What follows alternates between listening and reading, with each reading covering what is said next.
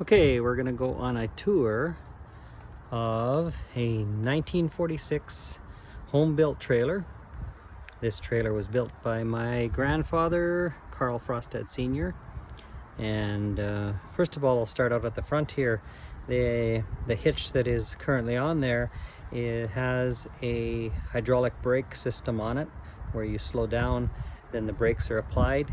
The original braking system, my grandfather actually installed a master cylinder on the hitch and then ran a cable underneath the car and up just under the steering wheel where he'd pull on the cable to apply the brakes to the trailer.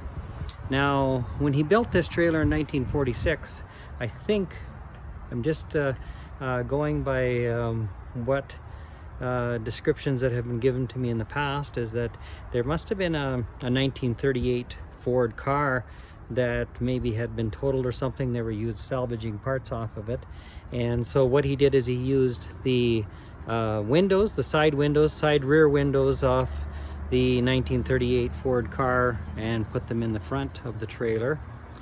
He took the front axle from the 1938 Ford car and he put it under as an axle with the springs as well. Now the axle, of course, later on my father converted the axle over to an axle from the front end of a 1979 Ford half-ton truck, so that he could get the 15-inch tires, because the 616 tires were very hard to come by. Doing that, what he did is he actually moved into something that is amazing, is that he went to hydraulic brakes, not just the hydraulic brake system, but disc brakes, because the front end of the 79 Ford had disc brakes. Now I can take you down and show you a little bit underneath, if we can see that. And you can see how the springs are placed into there, and they are actually the frame. He has put the springs up in underneath so that the trailer will ride quite a bit lower than it normally would if it was not, if it would have been attached to the bottom of the frame. So this just gives you an idea of what the framing underneath looks like. And this is all original framing from 1946.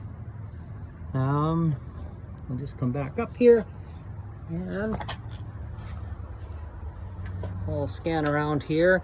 Now my father did some renovations on this trailer in 1967, and what he did is he put in some new windows, and you can see these are the style of windows that he put in at that time. He also replaced the studs on the inside and put in steel studs instead of the wooden hardwood studs that were there. And then my father also installed the gas line here and had a propane tank mounted to the back, and took a bumper off of a Ford truck and installed it on the back so that he could hold the propane tank. And then again, I'll show you on the left hand side. Of course, there's the windows that were replaced in 1967, and front as well, another window. And we're going to go around the front here, and then we'll go inside and I'll take you. The outside, by the way, is all aluminum, and then everything is screwed together. It's all screws put in. There is some places where they put in some rivets. I'm going to just show you this door. This door is unique because it is built really solid, and I speculate that the handle we have here is probably off that 38 Ford car again, and you can see that it's steel construction all the way around with a steel frame. And yes, the door is actually still, after all these years, a very solid door. Closes nice. My dad also put in the ventings here on the side for the two vents for the natural gas and for the fridge. It's because he put in a three-way fridge. So we'll take you inside the door here, And as we go in the door, there's a lot of it has been taken apart here, so we've just started to dismantle, and a lot of the original stuff is already gone. Straight ahead of me, what this was a couch, but underneath was another drawer that pulled out, and it was storage, but it also pulled out so that you could take the mattress and make it into a bed that 2 people could sleep in. And then of course during the daytime this would be put back, and I'll just back up here and show you what would happen here. The couch going all the way along here, part of the couch would be part of the dining area, and on the other side of the dining area of course is the another bench. And this bench, I can probably move some of this out of the way here, and we can lift up the bench and show you there's actually storage under there as well. So this is used as storage underneath the bench. Now I'm going to turn around and go facing, I'm standing right at the front of the trailer and going into the back of the trailer. Off to my left is the kitchen area, and the stove then, of course, as I said, my dad put that in 1967, as well as the 3-way fridge down at the bottom, and left some counter space there.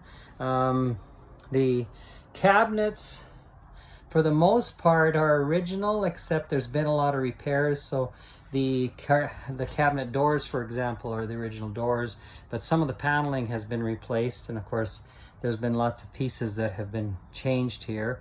A vent was put in because of the stove. There's a vent going out through the roof, and then there was electrical that was put in with an electrical outlet on the outside to connect to your 110 volt power, and that was used to power the fridge, as well as some other things in the trailer, which we may end up discovering here shortly. Another feature of this trailer was this sink area, and this was probably well ahead of its time, because what my grandfather did is he actually put a hand pump that you could pump the water into the sink, and the water would come from inside the closet here. There was a tank, and this tank you could fill with water, and you could pump the water into the sink. As far as the drain is concerned, you could let the water down the drain, and you had to put a 5-gallon pail outside, and it would catch the stuff coming out, so you could empty that at a later time. Again, closet here, the top of it with a closet rod across, and with the slope, of course, it makes it nice for hanging clothes, long coats, whatever you want there. And if you notice too, maybe I will note one other thing here. I'll just turn around and show you with the construction. The outside is rounded at the top, and so of course inside then it's kind of boxed off here with the angle, so the top area has an angle to it. Oh yes, and the vent here was another feature that my father added in 1967. So let's just turn around and we'll go to the back of the trailer, and I'll show you what was back here. Okay, so having the kitchen cabinets, of course, and there's lower cabinets down here, and then there was 2 upper cabinets here. This area over here could be used for storage of any kind. I know when we were young and used this trailer, we used to use this for our clothing. And of course there's all these shelves in here, and there was 8 kids in our family, so everyone got a shelf to store their clothes, and then mom and dad stored their clothes underneath the couch at the front. At the back here, we used to have a mattress right on the floor, and my brother actually took and built this little bit of a bunk here.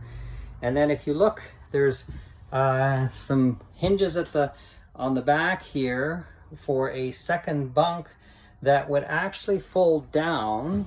And if you see, there's an attachment here. This pulls down so that the top bunk would lay on there, and we would put 2 people on the top bunk, 3 people on the bottom on the floor, and then 2 people would sleep in the front on the couch that pulled out. So in total, we would sleep 7 people in this trailer.